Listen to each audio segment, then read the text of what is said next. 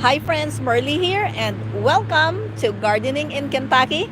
Today is May 24th, 2025. It's a Saturday, so I am here a little bit late, but I am finally here for our Saturday garden walkthrough. I have been working in the garden, guys, harvesting and planting. So we'll start right here with our tour. We'll just do this quickly because I still have a lot of things to do. But I know I said in my video last night that I will be doing a live stream, and that's what we're doing right now. So here, this is a new spot that I prepared. I did not till the ground in this new spot. What I did was I just covered the area with a weed barrier, the same weed barrier that I use in the other parts of my garden. And after all of the grass and the weeds have died, I burnt holes in the fabric. So these are ready for planting. This will be planted with zinnias. This is the produce stand that we have. I just want some colors in this area, which is like I can imagine that it will be really nice comes summer. And also because I have some extra zinnias in here, guys. I have been working on this project for a while now, and finally I finished planting 30 zinnias in this row. So this is the area that is very visible from the road, and we live on a busy highway. The zinnias are actually looking much better now that they are in the ground. Let's just walk right here. um, this is also an area that I added this year. I did not till the ground. I just covered the grass with the weed barrier.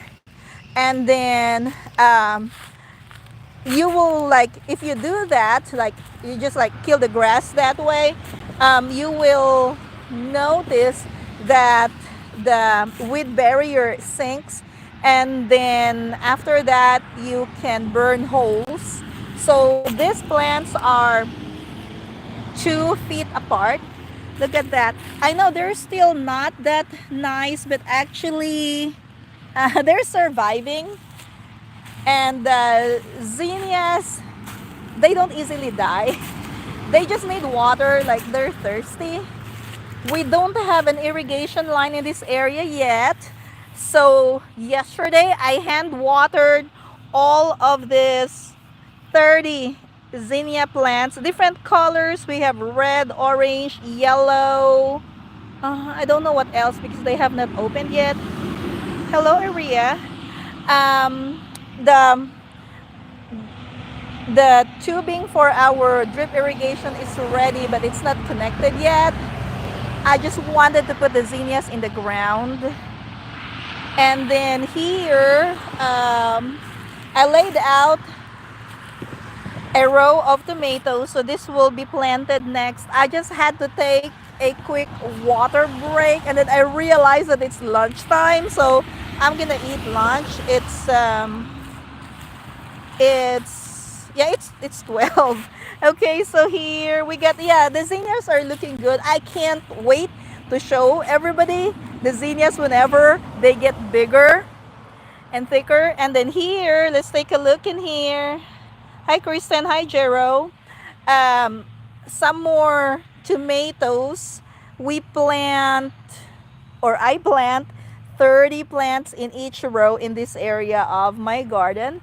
So, and you see some soil in there. Those are the ones that I dug up. This is a second year garden. So the soil is not yet that good, but I have been working on them.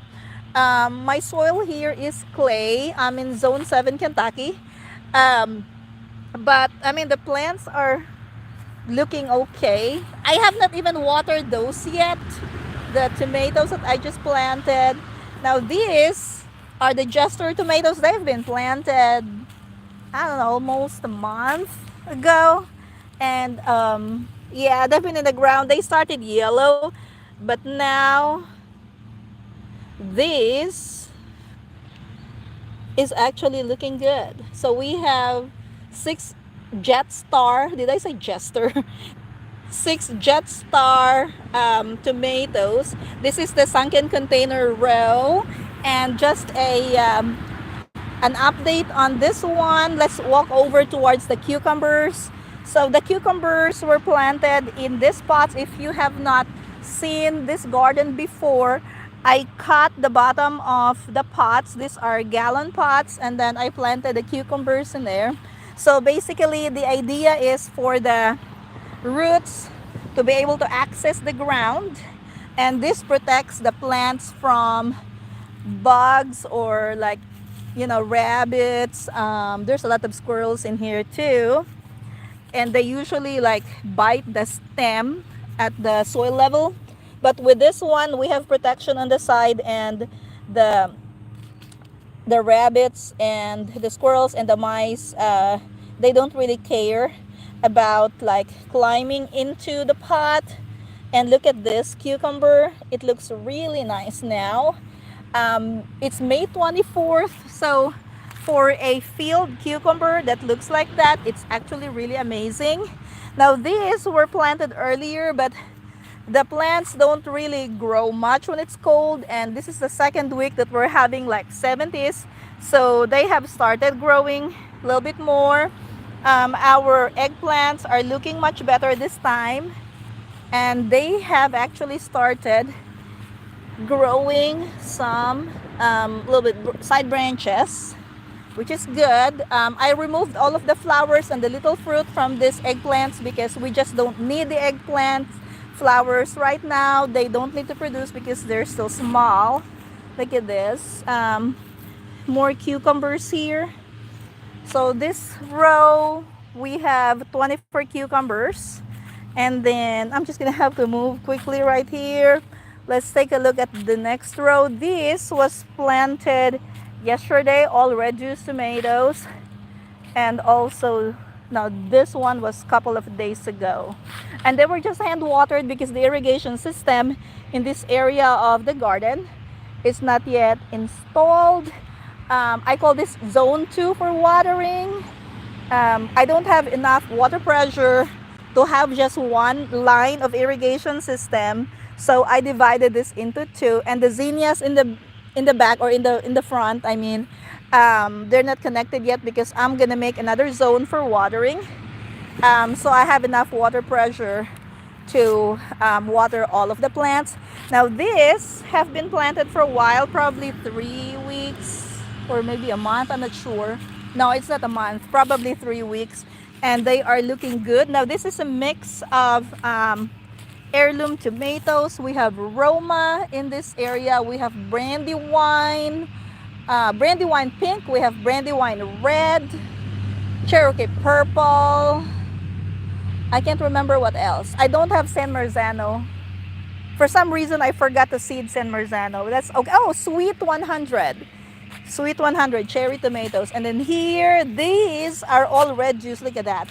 They're actually looking great now. And look at our cabbage. Looking nice for the cabbage. And here we have our summer squash and zucchini. These are zucchini, and this is something new that I'm gonna show you for this week.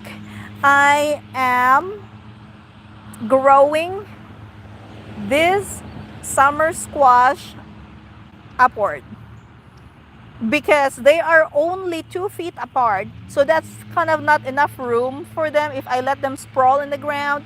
So I put some tomato cages on some of them. I don't have enough tomato cages, so I'm gonna just use tomato twine and run it across this row to hold the squash plants in place so they don't fall over.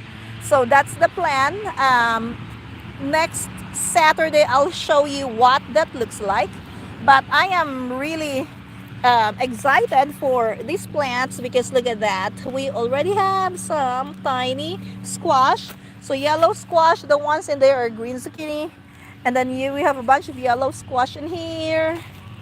Okay, so let's keep on walking down this row. Cabbage right there, and then more tomatoes. One, two, three, four, five. We got 5 rows on that side of tomatoes. There's another row I'm gonna plant later. Now these are bigger. These were planted whenever they were like super duper tiny, and the plants like it in here.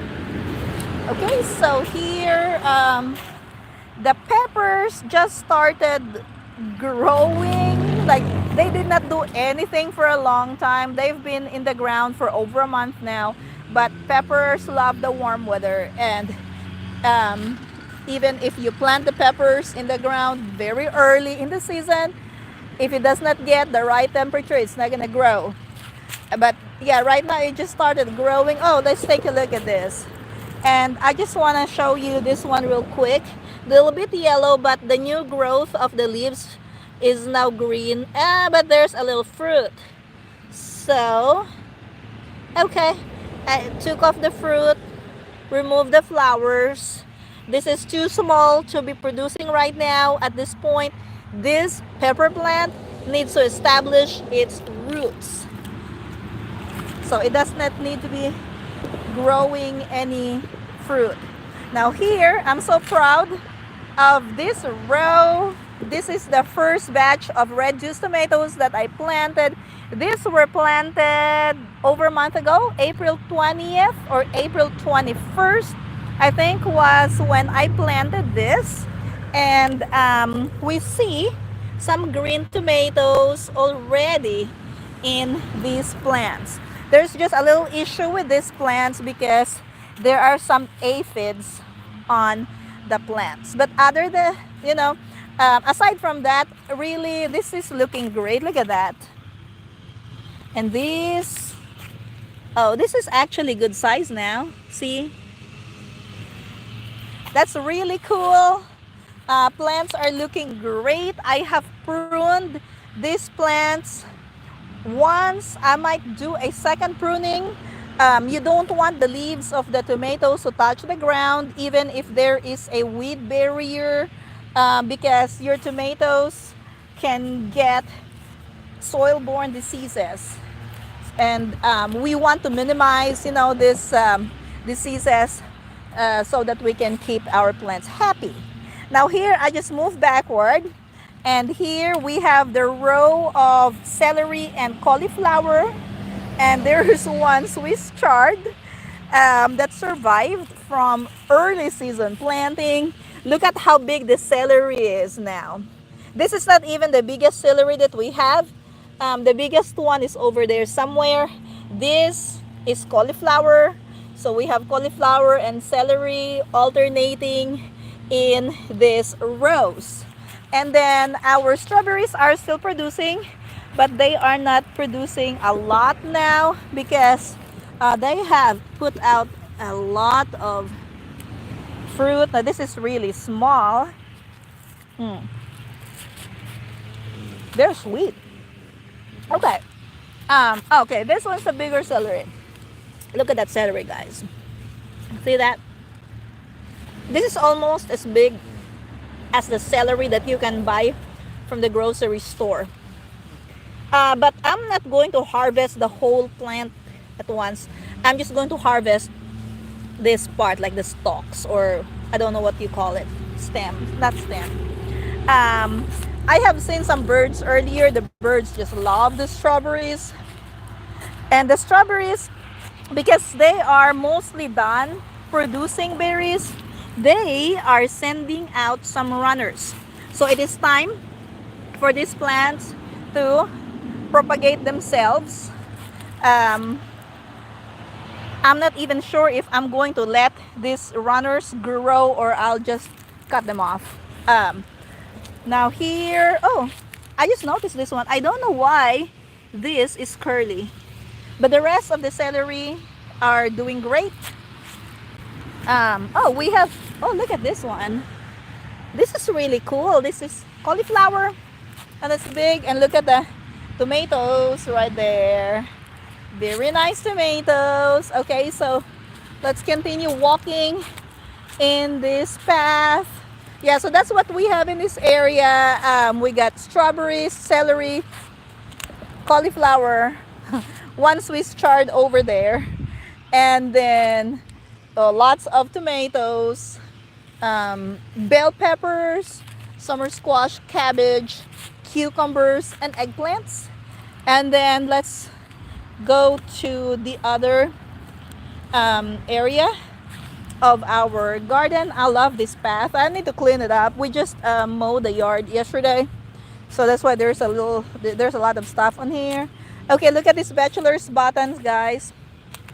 Some of them have fallen over because of the storm that we had. What was that, last week? Oh, I'm excited to show you our flower tower. Look at this. Just look at the petunia plants, not the wandering Jew. This wandering Jew, according to my neighbor who owns a like landscaping business, so he grows a lot of these plants. This is fungus. It's from getting too much rain. It looks like this is hopeless, so that's okay. So I might just have to remove the wandering Jew, like the bad ones, and then like, okay, so if you're growing petunias or like, you know, some other flowers, it always helps to deadhead your flowers. Remove this so that the plant will focus its energy into growing new flowers, and you'll have beautiful flowers all season long. So that's one thing I still need to do. And then let's walk over here. Swiss chard. We have our Shasta daisy. Oh, our Shasta daisy actually is so big. It's a huge bush. I meant to dig some of this and transfer, but I didn't have the time to do that, so I just let it grow, and I'm just going to separate this um, next year, next spring, because it's already producing the buds, so it's almost flowering time. Okay, let's walk right here. Beautiful bachelor's buttons. And these bachelor's buttons are all volunteers. Our garlic in there, we've been harvesting some green garlic. They have started forming bulbs. Those are strawberries, and there are so many red ones in there, but I'm just now tired of harvesting strawberries. I'll just like pick a few of them to eat. I don't even bother to pick strawberries to sell because I just don't have time to do it. We got our marigold, Aphrodite, cantaloupe. We got two in here. This is looking nice. And then that. And then on the other side, I also put two Aphrodite cantaloupe. This one vine is already very long. It has started climbing. Swiss chard, the ever-bearing strawberries that I'm propagating. Oh, and I have been harvesting some broccoli from this area. You see some of those that have cuts in them already. We have been eating the broccoli in here, and we have sold some broccoli as well. And the next we have our blackberries, guys. Look at that. Beautiful blackberries. Our blackberries did not disappoint me. First year of growing this, but this, I suspect these are older plants because they were potted plants when I bought them. And I got them at a very good price as well. And then here we have our Swiss chard. I have been harvesting Swiss chard once or twice a week now, and they have just been regrowing for me. More cauliflower in here, and then over there on the other side we have Swiss chard and bachelor's button, lettuce right there in the tower. Here I got defeated in this area. Look at all of the grass and the weeds, and a lot of volunteer pumpkins. I don't need these pumpkins. I did not plant them. This came from the pumpkins we threw in the garden last year. I don't even know what kind of pumpkin is this. It's just any of the ones I dropped last time. The celery plants are struggling. Actually, they're not dead. They're just like covered with the grass, so that needs to be cleaned, which I will do later. We have a couple of rows in there that needs to be planted. Let's walk this way because there's something that I want to show you. Okay, here I get this. Look at this plant. This is called wing beans. I only seeded, I think, four, and two of them grew. So that's 50% germination. We have our Jetstar tomato. It already has a little fruit.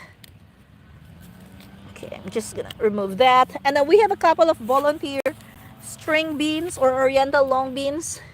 They're growing in here, so I need to, and this is the path, so they can't stay in here. They need to be moved somewhere in this area. So this is what we have right here. Just some bachelor's buttons that have fallen over, and then more Swiss chard here. And here's another Jetstar, which is looking a lot better than the Jetstar that we have over there in the other garden. Just because the soil here is much better. And this garden is already 10 years old. So the soil in here has been um, really um, okay, I forgot what I was gonna say, but what I wanted to say was the soil in this garden is really good because I've been gardening in this area for 10 years now. And then this is the herb garden. We have basil, rosemary. I just put a couple of flowers. We got lavender, sage, thyme, and stevia. And then the purple basil is right there. And then stevia, the same thing. We have lavender in there, thyme, and sage and rosemary. But okay, couple of issues here. I don't know what happened to this plant. It just started rotting. This is rosemary. This is the same as the one on the other side. The other side, it's thriving. But what puzzles me is that there's a sage that I planted right next to it, and it looks the same. So I don't even know what happened. But anyway, I probably need to replace those plants. We have our oregano in here that looks really amazing. And look at all of this cilantro. Just imagine how much cilantro we can get from this. And all of this will be the seeds. You can use the seeds of cilantro for cooking, and of course for planting. We have some sage. The sage here is actually nice. Look at that. It's already big. This bed is really full because this is our original herb bed. Bachelor's button. I just kept like a lot of plants in here. We've been harvesting from the cilantro. And this is our elephant garlic. This is called escape. And when it curls like that, you can take it off. You're supposed to take it off. Yeah, remove the scapes from your garlic so that the plant will focus its energy into growing the bulb instead of growing seeds. So while I'm at it, I'm just going to remove all of the scapes that I can find. Look at that. So let's get that. So you get this. See if I can reach that other one right there. Okay, I got all of the scapes in this area. It smells really good. Guess what it smells like? Of course, garlic. So anyway, I'm going to cook this later. Yeah, we don't throw this away. Garlic scapes are really amazing. They're so delicious. So I'm gonna put this in my sauteed vegetables. We have our bulbing onions. Those are candy onions, but I have just been harvesting them as green onions, and the reason for that is because when I pulled the weeds, some of them came off and some of them fell over. So I just had to get rid of them. And this, you see these are the red onions, but they have bolted. This will produce a flower and seed. So I'll just let them grow the flower and the seeds, and then I'll be collecting the seeds from these onions for next year's planting. All right, guys. And then right here, we still have a lot of empty beds in here. I have been harvesting from this area. These are our purple top turnips. Um, I don't really eat turnips because I don't know how to cook them. But we have a lot of customers in the produce stand that love turnips, and I grow this for them. Let's take a look at this. Yeah, I harvested a lot this morning. Because Saturday is usually when people come and buy produce. Look at that. Now this is still a little bit smaller, and the way I do it is I pull the whole plant. Naturally, the bulb, or no, not bulb, the root of the turnips, they grow like above the ground, but it has a very long straight root that holds it in place, so it's like sticks to the ground. And whenever this is big enough, I'll just pull this. I don't cut the leaves off because the leaves of turnips are edible. I actually put the leaves of the turnips in soup, but the root, I have not tried it. I need to find some recipes for that because I gotta taste these turnips, guys, because these are really awesome. These are grown without pesticides or herbicides. So yeah, but you can see there are some holes in those leaves, but that's fine. If the insects like it, it means they're yummy. Okay, we're in here. I'm standing here next to the greenhouse, but I'm not going inside the greenhouse anymore. It's the same thing that you can see from last week. So, and then some of my plants that I am getting ready to put in the ground. And okay, so to end this live stream, I'm gonna show you the roses. This is not a rose garden. This area in my garden will be used for growing tomatoes and peppers and maybe beans for the summer. But this temporarily I put my roses in here. There are 28 pots of roses in this area. If you have seen that video that I posted last night, this is where I did that video. Hold on, I need to put down the scapes. All right, so but I'm not gonna go through each of the names of these roses because I already showed you all of the names in the video that I posted last night. But I just want to show you the roses during the daytime because it was kind of dark when I created that video last night. But here you can see the actual colors of the roses. When I was a kid, I actually had a rose garden, but I only had like a couple different variety, and those are the tiny ones as well.